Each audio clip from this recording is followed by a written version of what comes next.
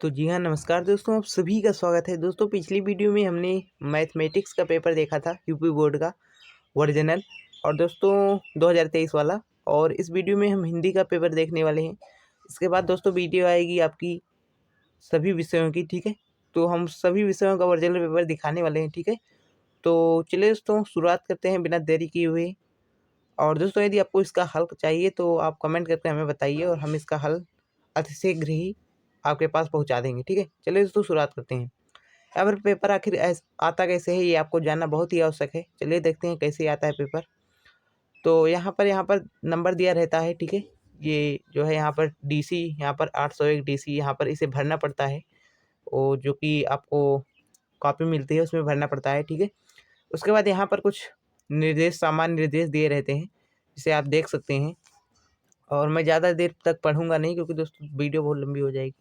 और यहाँ पर देख सकते हैं सामान्य निर्देश मैं आपको बता देता हूँ। 2 खंडों में रहेंगे, आ और बा में। तो आ में जो है बहुविकल्पीय प्रश्न रहते हैं, जिसको आपको ओएमआर सीट मिलेगी, उसमें आपको भरना है, ठीक है। आगे देखकर आपको समझ में आ जाएगा, ठीक है। पढ़ सकते हैं आप सामान्य निर्देश जो कि हैं। तो चलिए दोस्तों यहाँ पर शुरुआत करते हैं कैसे आखिर प्रश्न आते हैं। खंड आ में है, देखिए बहुविकल्पीय प्रश्न रहेंगे।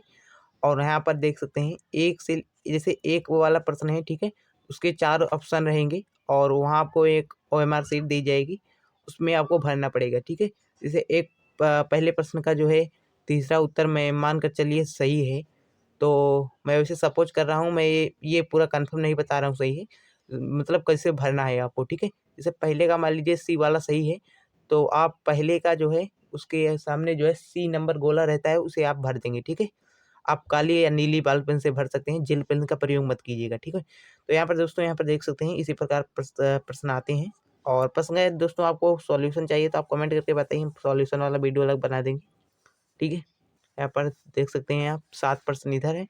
उसके बाद यहाँ पर 8वें प्रश्न से यहाँ पर शुरू किया गया है। यहाँ पर देख सकते हैं आप सब, रियल पेपर है दोस्तों 2023 में जो आया था, और इसी मॉडल का पेपर 2024 में भी आएगा, ठीक है। देख सकते हैं आप शांति से। यहाँ पर देख सकते हैं 14 नंबर से है, 14, 18, फिर यहाँ पर 20। दोस्तों यहाँ पर जो है अपना क्या होता है, ख़त्म हो जाता है किस वाला, जो कि ये वाला होता है बहुविकल्पीय वाला प्रश्न, वो ख़त्म हो जाता है यहाँ पर, ठीक है। अब ये इतना प्रश्न जो 20 प्रश्न है, इससे आपको ओएमआर सीट मिलेगी एक पन्ने की, उसमें आपको भरना होता है, ठीक है।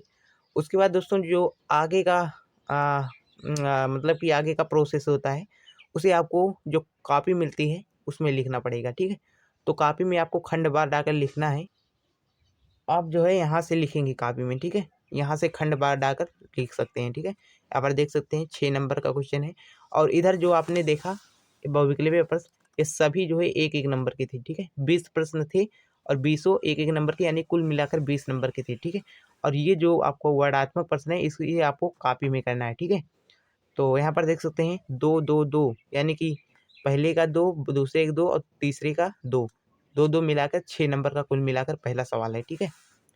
तो आपको चाहे ये वाला कीजिए, ये विश्वास पात्र मित्र वाला, या फिर आप ये कीजिए, अथवा करके दिया है, चाहे ये वाला कीजिए चाहे ये वाला, दोनों के ही नंबर 6 ही हैं, ठीक है।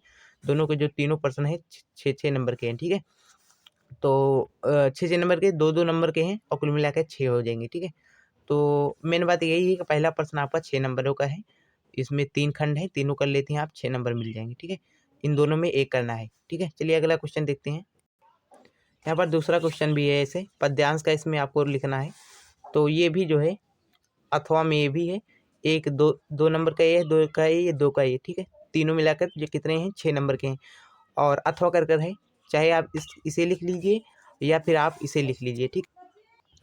तो यहाँ पर आप इसे भी कर सकते हैं, या वो वाला कीजिए या ये वाला कीजिए, आपको नंबर उतना ही मिलेगा, ठीक है। यहाँ पर देख सकते हैं आप।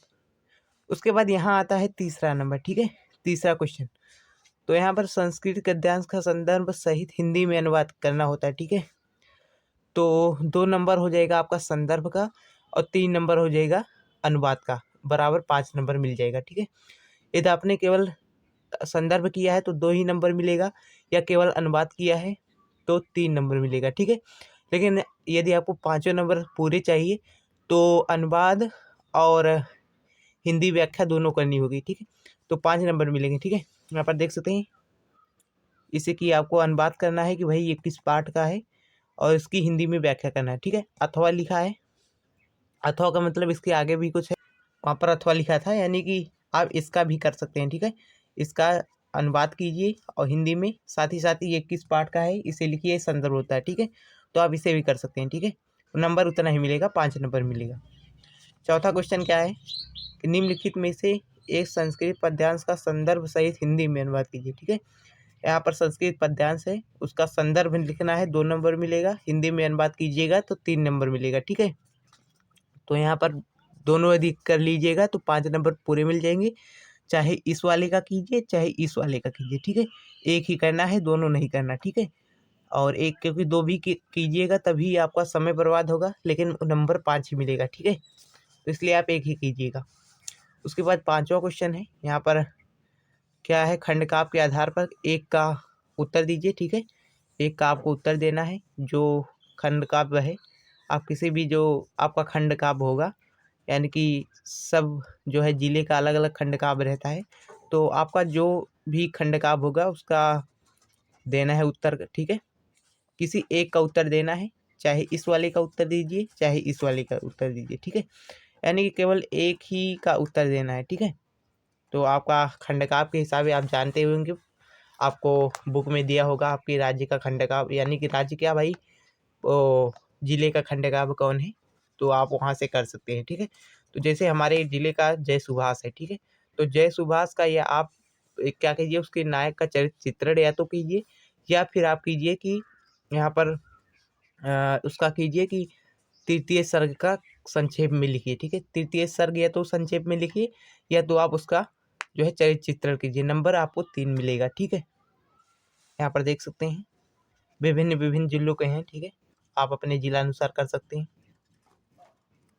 अब दोस्तों खंड काव्य वाला अपना समाप्त हो गया। ठीक है, उसके बाद यहाँ पर दे है 6वां क्वेश्चन क्या है कि एक लेखक का जीवन परिचय देते हुए उनकी एक प्रमुख रचना को उल्लेख कीजिए। ठीक है, इसमें क्या है कि जीवन परिचय देना है। ठीक है, जीवन परिचय लिखना है, 3 नंबर जीवन परिचय का होगा। ठीक है, उसके बाद क्या होगा कि 2 नंबर जो है रचना का होगा। ठीक है, तो तीनों में से एक की आपको जीवन परिचय देना है। ठीक है, तो चाहे जयशंकर प्रसाद का जी दीजिए, चाहे आचार्य रामचंद्र शुक्ल का, चाहे डॉक्टर राजेंद्र प्रसाद का। ठीक है, एक का जीवन परिचय देना है, उसके बाद आपको एक रचना लिखना है। ठीक है, एक रचना का 2 नंबर हो, इसलिए भाई रचना याद कर लीजिए अच्छी तरीके से। ठीक है, और यहाँ पर खा नंबर सवाल है वही है, ये पद वाला है, वो गद्य वाला था।